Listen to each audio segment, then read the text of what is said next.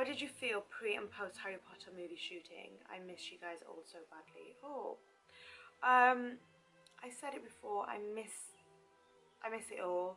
Pre-filming, I was so nervous before I started. I was like literally a fan on set, like looking around, like calling everyone by their by their character names, and kind of be like, hi Harry, hi Ron, hi Hermione, and they were like, yeah, my name's not thinking. They didn't actually say that, but in my head I was like, oh my god, these are the people that I've been watching growing up with. And then after a few weeks it was like, right down. Did you ever meet J.K. Rowling? Yes, I did meet J.K. Rowling a couple of times at the premieres and also on set. I remember the first time I met her, we were at the premiere for Goblet of Fire, and she was kind of stood like next to me with her husband, and I was stood there with my brother, and I literally was so nervous. I've just done, bear in mind, the biggest red carpet in the world. It was like the world's biggest premiere at the time, and it was my first ever one, and I took all my brothers with me, and it was like just insane. I remember going to the after party and kind of J.K. Rowling stood literally here, like, and she was looking at me and I was like looking at her, and I was nudging my brother like, oh my god, I have to speak to her, like, you know, I have to speak to her. And then I got a tap on my shoulder and she was like, hi, I'm Jo. And I was like, I know. And weirdly enough, so surreal, but she was thanking me and being like, thank you so much for your portrayal of Padma, like, you know, they cast you so well, and, you know, I just want to say thank you. And I was like, you're thanking me? I'm thanking you for even creating the character, even like making this all happen for me. Like, I owe you my life. And she was like so humble and such a beautiful woman. And every time she'd come on set and I'd see her, she'd be like, hi. And honest to God, like, I owe her everything. J.K. Rowling, if you're watching this, I owe you my life.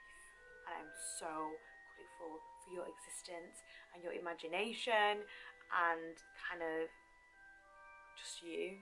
So yeah, I have met her and I've been really geeky towards her every time because I've just been thanking her every time I meet her.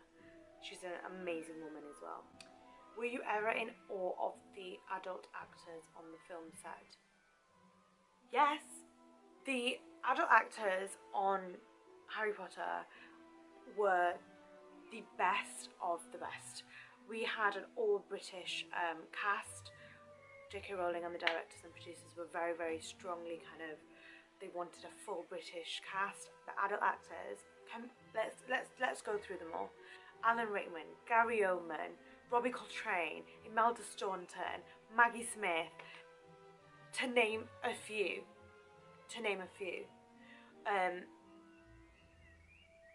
I was working on set with the best actors in the world, and I was sat there literally, and especially in the Great Hall scenes when they were always there with us, and when we'd go off set, all the cast would be taken to one area, and so when we would sit in our chairs and everything, I literally look at them and be like, oh my god, Gary Oldman, like,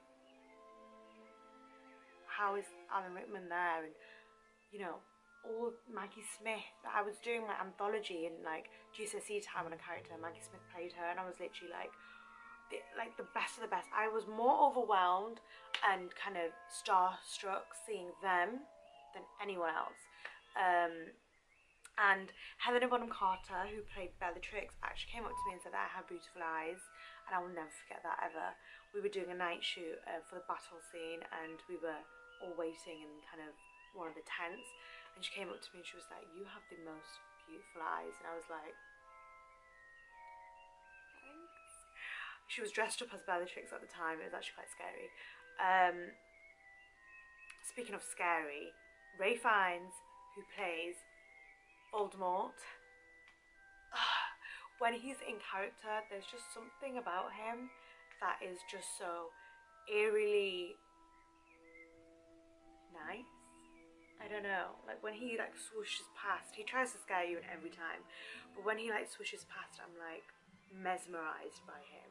He is the most scariest man when he's in character, but there's something so mesmerizing about him that honestly, yeah, legend. Spill the tea. Did any of the cast date in secret? Well, that's a secret. I'm not saying anything. Did you get to eat the food that was served in the Great Hall? Yeah, and a lot of it. So, another inside scoop. On the Great Hall, obviously you get to see that incredible food, like literally on every single table. The majority of it isn't real. However, whatever's in front of our plates is. And imagine you're doing 20 takes. You have to eat 20 times. We got dodgy stomachs, we got it all, okay? They would heat up the food, sometimes it'd be cold. Yeah, after a while you got to kind of learn how to kind of just, and also for continuity purposes, if you'd eaten like a whole thing in every scene, you'd have to eat that whole thing. Rupert would do it every time, like every time. But yeah, we ate a lot of the food. What was the makeup process for you when filming? Did you do your own makeup at all? Never been asked that question. The makeup process was, let me tell you, me and Shafali were the first ones in and the last ones out. Okay, if you see the films, I had hair literally past my bum. I had the longest hair, it was all natural. It was all natural hair, and Shafali had to have a weave put in so that we'd have matching hair lengths. I was a lot fairer than Shafali, so the makeup process, they'd make me a lot darker. She had like a beauty spot here. They would like put the beauty spots, kind of like mark them onto the face. Even though on camera you couldn't see, the attention to detail that they would do would be like incredible. So yeah, I'd have like these beauty spots being put on, hairlines added. What was your wand like? And did you get to choose your wand? Yes, I got to choose my wand. It was the coolest thing ever. They brought us into a room when we first got the role, and there was a long table, and there were like thousands of wands, and they literally were like, choose which one do you want. So I was going through them all, and I found one. You guys are gonna laugh. I found a wand that had pizzas on it. It literally was like a pizza slice, and yeah, I chose that, and that was my wand. So yeah, I got to choose my wand, and that was, if you find a Y wand out there, it's got like little pizzas on it. That was my wand.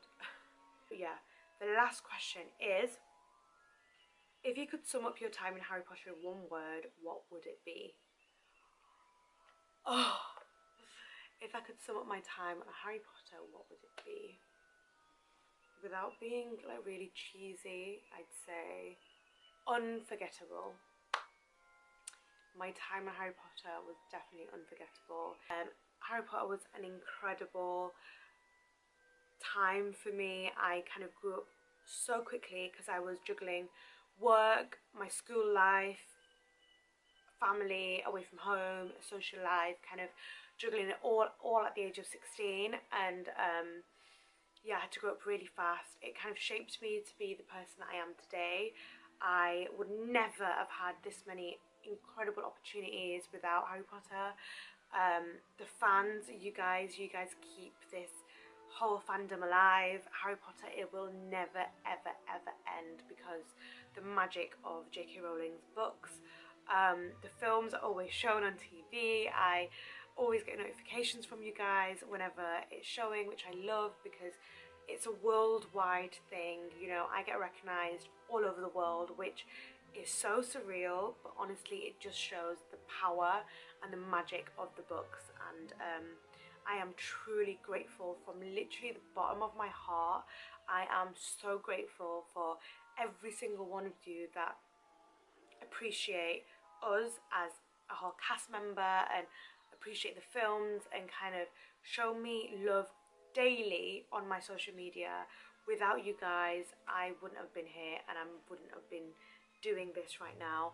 But yeah, I'm so proud to be a part of it, and this tiny little part that I was in this huge phenomenon. Thank you for watching my video, and I shall see you next time. Bye!